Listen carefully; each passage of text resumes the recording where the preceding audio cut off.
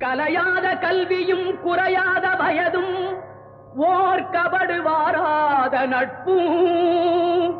கன்றாத வளமையும் குன்றாத இளமையும் கழுபிணியிலாத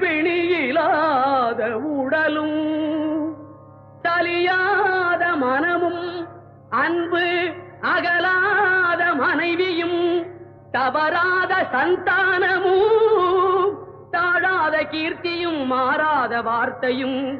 தடைகள் வாராத கொடையும்